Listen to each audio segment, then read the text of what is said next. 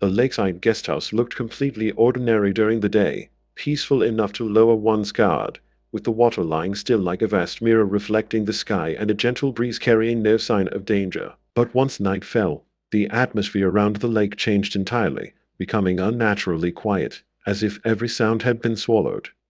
Locals rarely spoke about the place, and when they did, they only warned people not to stand too close to the lake at night. No one ever explained why, yet the way their eyes avoided the question made it clear that some things there were better left undisturbed. I moved into the guest house late one afternoon, as the last sunlight faded behind the trees lining the lake. The owner was an elderly man, thin and reserved, who never held eye contact for long. When I asked why a guest house in such a good location always had empty rooms, he paused for a moment before saying that it was very quiet here, as if the words were both an explanation and a warning. My room was at the very end of the building, its window facing directly toward the lake, a beautiful view that somehow carried an unspoken sense of unease. The first night passed without incident until close to midnight, when every other sound had disappeared, and I heard something faint coming from the lake. It did not sound like wind or insects, but more like slow, careful footsteps moving along the water's edge. The sound was irregular, yet clear enough to wake me fully. When I pulled back the curtain and looked outside, the lake remained perfectly still, without a single ripple, as though the sound had never existed at all. Over the following nights, the sound did not fade, but returned again and again, always between 2 and 3 in the morning. I began waking at that exact hour, even after falling into deep sleep. Each time, I felt as though someone was standing very close to the window, yet when I turned my head, there was only darkness and the cold, motionless surface of the lake. The repetition slowly eroded my sense of certainty, until I could no longer tell whether I was hearing something or whether the silence itself had become the source of fear.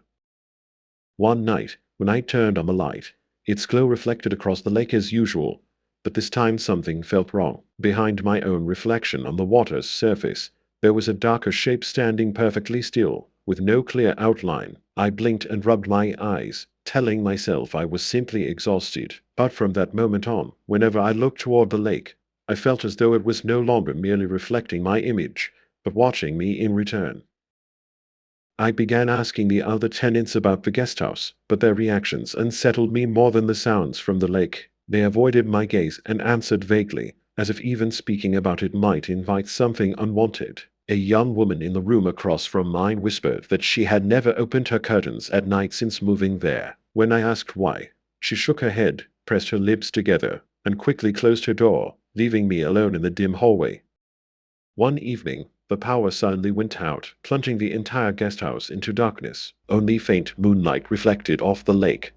At that moment, I heard 3 soft knocks on my door, slow and evenly spaced. They were not urgent, not aggressive, but unmistakably real. When I asked who was there, no one answered. Instead, I heard the gentle movement of water from the direction of the lake, as if someone had just stepped away from my door. After that night, I began dreaming of the lake constantly. In my dreams, the water was black and deep, and from beneath its surface, a long-haired figure slowly rose, water streaming from her body without making a sound. The next morning, I confronted the owner. After a long silence, he told me that years earlier, a young woman who had lived in the last room disappeared after a night of heavy rain. No body was ever found. The only thing left behind was a pair of sandals placed neatly by the edge of the lake. On my final night at the guest house, I chose not to sleep. I sat by the window, staring out at the lake. Near 3 in the morning, the water began to ripple gently, spreading outward in small circles despite the absence of wind. Then, very slowly, a figure rose from the surface, long black hair wet and covering her face. She turned toward the guest house and moved forward without making a sound, stopping directly in front of my door. I did not open the door. I did not move. I barely breathed, sitting in complete darkness until the first light of morning appeared. At dawn, I left the Lakeside Guesthouse without looking back. The owner did not ask why. He only nodded, as though this was something he had seen many times before. Even now, whenever I stand near still water at night, I feel as if someone is quietly looking up from below, waiting for the moment I dare to look back.